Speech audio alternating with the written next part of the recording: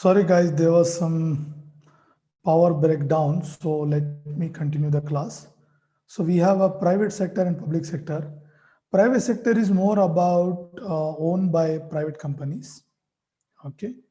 And here the majority stakeholders are private companies, including Infosys, TCS, Mahindra, Reliance, L&T. So that's why it's called private sector. Then you have public limited and private limited. What do you mean by public limited and private limited? Public limited means these are listed companies.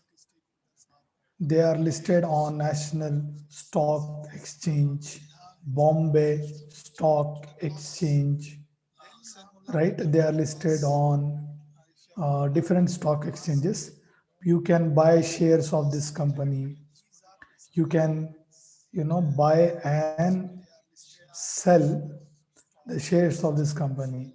That's why they are called public limited. Private limited, these are privately owned companies. They are not they are not listed. You cannot buy their shares. These are all private. Sometimes a private limited company becomes public also. That's completely possible. They can do that, and that's why they are called private limited companies. Clear? Okay, no problem. Then, so that's with respect to today's topic. We studied about private sector, sorry. We studied about private, public, organized, unorganized, then public limited, right? Public and private, and then primary sector, secondary sector, and tertiary sector, right? Any doubt? Sorry, there was some internet issue. That's why our connection was lost. If you have any doubt, you can definitely ask.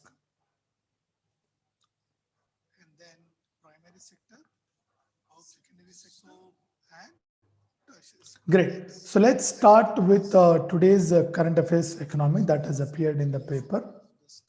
Yesterday we discussed about PMI for manufacturing. Now the sorry.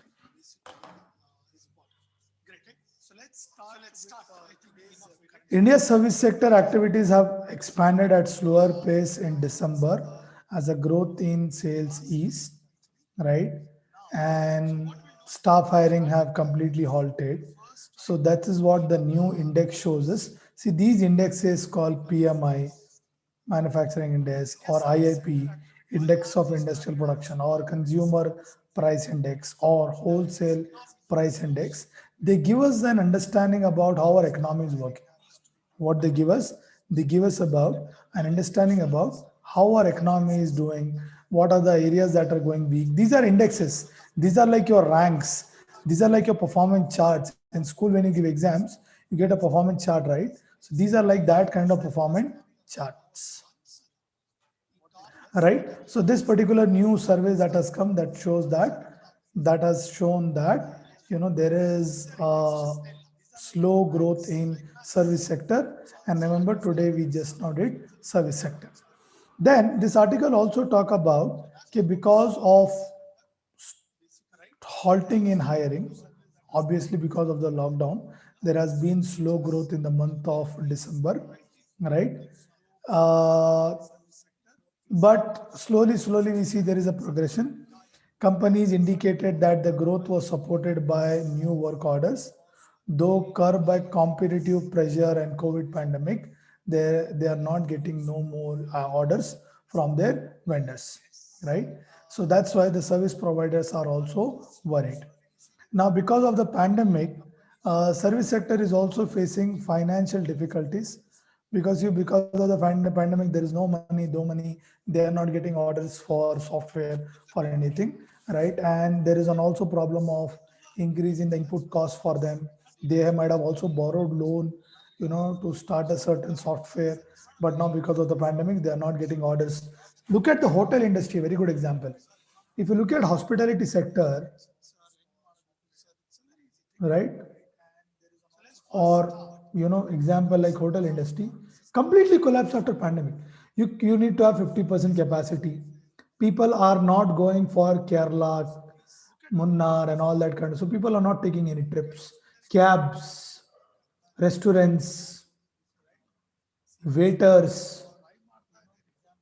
Obviously, if the restaurant is not earning, then they will not give buy vegetables. So it will also affect them. So that's why there is a very big problem happening because of this whole issue of service sector being completely collapsed. People are reluctant to go hotels, crowded places. So that's why the entire tourism sector, especially the hospitality sector, is in collapse. Then finance minister has spoken something. So let's see what she has said. She says that national infrastructure pipeline, that is NIP.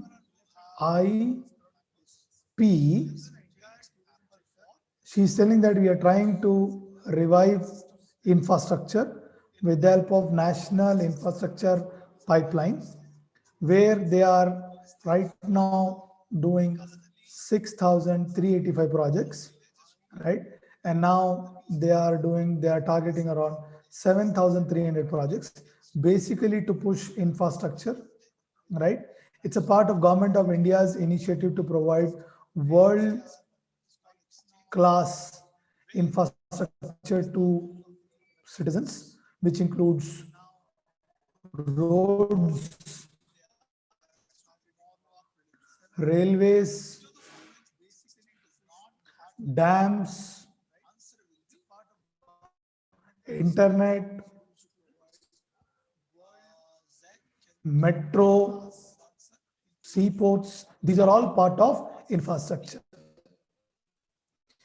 Now, can you tell me why does government spend on infrastructure, right? Why is the government spending on infrastructure?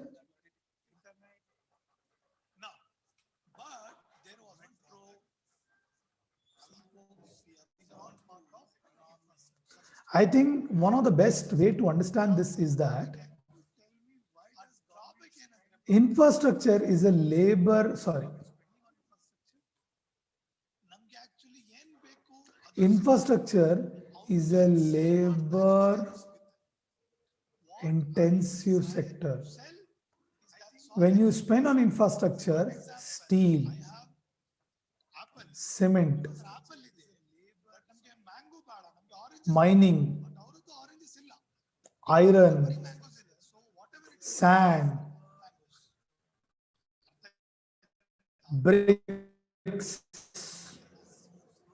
tiles, right? Electricity, all these sectors get pushed up. That's why infrastructure is taken as a very important sector after agriculture, because once you spend on infrastructure, different sector get automatically boosted up.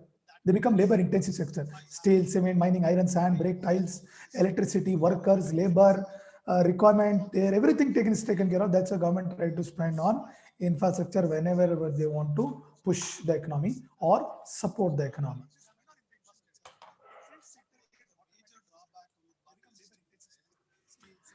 Then there is another topic which talks about Saudi Arabia pledge to cut oil output.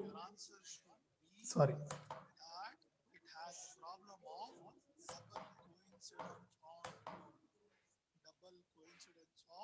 Saudi, they have now pledged to reduce the oil output by more than required under its pact with OPEC plus producer, that is organization of economically country, that's called OPEC.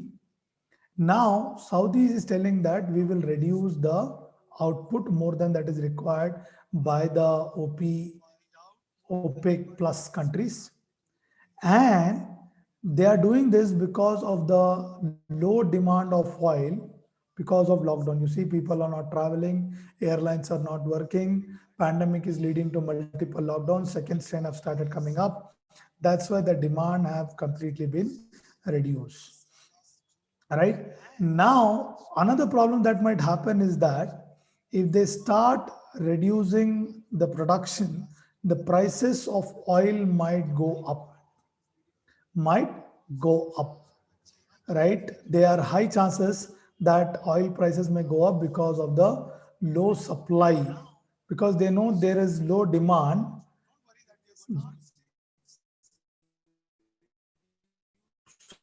So they are doing low supply, and as soon as they do low supply, the demand will increase. That was how the headline. It means petrol, diesel. And when you see petrol, diesel, any increase in the prices of petrol, diesel will increase the transportation cost. If the transportation cost increases, the price of the product will also increase, right? If the petrol is 30 rupees, if it becomes 40 rupees, then the price of the product will also increase. So that's a bigger problem with respect to oil. Okay, just give me one moment. Let me also.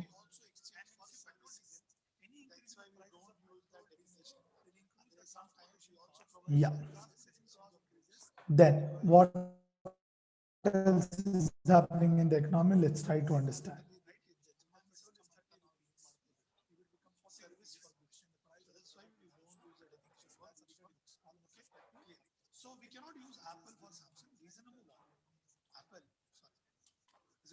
SEBI moods entry norm to set up stock exchanges.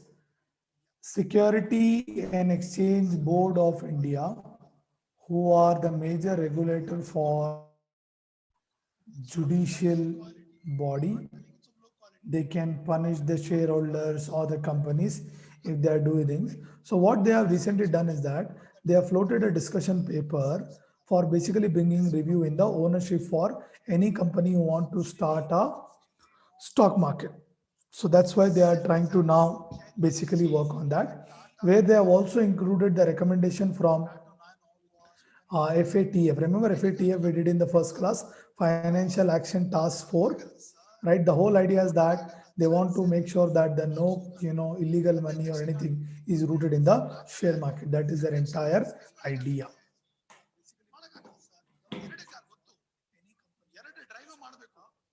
Then another topic that has appeared in the paper is NBFC, non-banking financial companies. They are not banks.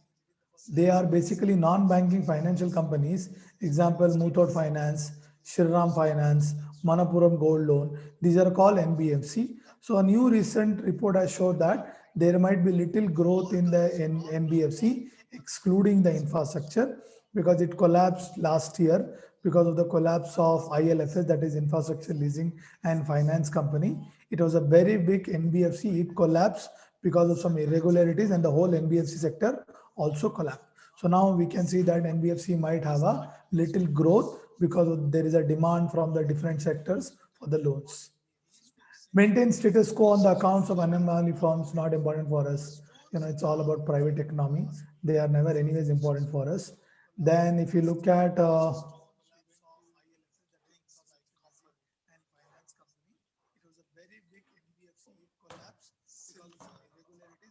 few more topics that have appeared. Toyota upgrade Fortuner, not important. Tata Motor reintroduce Safari, not important. They've been doing it from last 3-4 years. Eurozone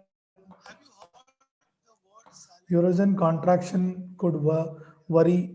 This is just important because it talks about that European will also market will also collapse because of the lockdown. And Udan, an e-commerce major platform, have raised around 2048 crore in funding from existing investors. Right? They are not important. They are basically a private economy topic. Okay, so that's all for today. If you have any doubts, you can ask the questions, or else we will finish our session. Sorry for the disturbance because there was a power cut. We will get it corrected next time. If you have any doubts, you can ask.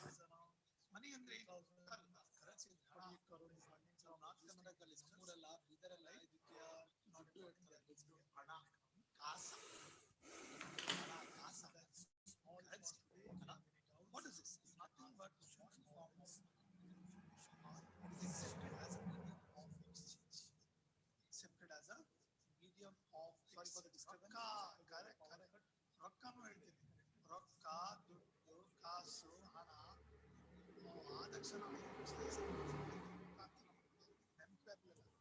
sir. So it is accepted as a medium of vaccine. That means I can go,